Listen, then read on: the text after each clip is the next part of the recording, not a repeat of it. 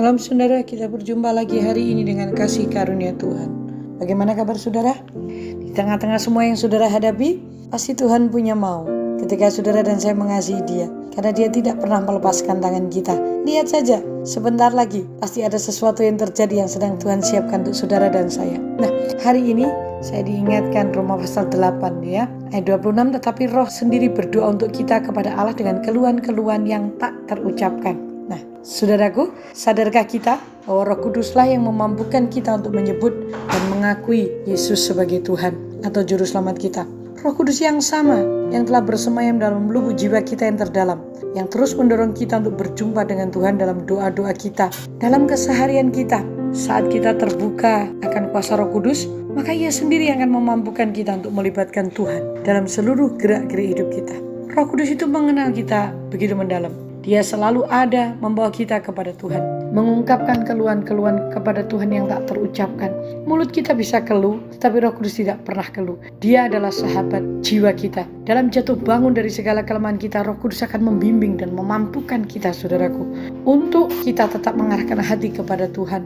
Ada banyak hal yang terjadi dalam hidup ini, dalam hidup sehari-hari. Seringkali kita tahu keadaan tidak seperti yang kita pikirkan, tidak seperti yang kita inginkan, bahwa apa yang kita jalani pun rasanya seringkali kita akan merasa terpleset, jatuh bangun, dan pengennya menyerah. Tapi dengar baik-baik hari ini, Roh Kudus itulah yang mengambil alih seluruh kelemahan kita. Saudara yang berbeban berat, engkau yang lagi berdoa, bergumul untuk sesuatu hal dan rasanya mentok, bahkan engkau dalam pikiranmu berkata, aku tidak akan berdoa buat ini lagi. Saudara, saya pernah mengalami itu. Karena sudah mentok dan saya tidak bisa apa-apa, rasanya percuma saya berdoa. Tahukah saudara yang saya lakukan? Saya berkata kepada Roh Kudus, sekarang ini bukan wewenangku, ini wewenangmu. Aku sudah gak mau mikir lagi dan aku menyerahkan kepadamu.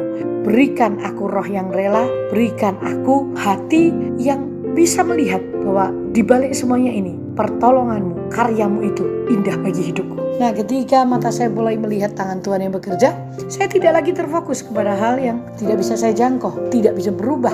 Nah, ngapain saya stres dengan hal itu? Saya biarkan saja.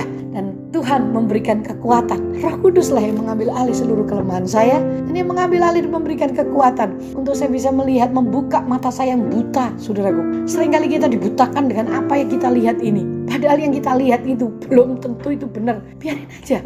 Kalau saudara sudah nggak mampu, jangan kau frustasi. Buang aja, lempar aja. Biarkan itu roh Tuhan yang bekerja dan mengambil alih semuanya. Maka saya percaya saudara bisa menikmati hidup kok. Kalau enggak, saudara akan kelihatan lebih tua, cepat tua, stres, dan banyak penyakit. Saya pernah mengalaminya ketika saya memikirkan saya kena vertigo, kena apa, betapa bodohnya saya.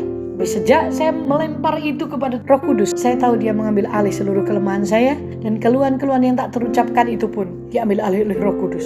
Hidup saya dibebaskan. Yuk, saudaraku, percayalah, Roh Kudus itu adalah sahabat terbaik.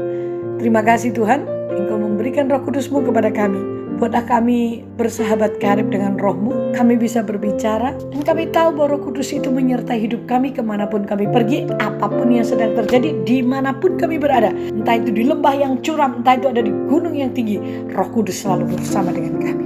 Dan Dia mengambil alih seluruh kelemahan kami, bahkan menyampaikan keluhan-keluhan kami kepadamu. Oh, sungguh hebat Engkau Roh Kudus. Terima kasih dalam nama Yesus. Amin. Saya percaya ketika saudara mengerti ayat ini, hidupmu akan dibebaskan. Sampai berjumpa, Tuhan memberkati.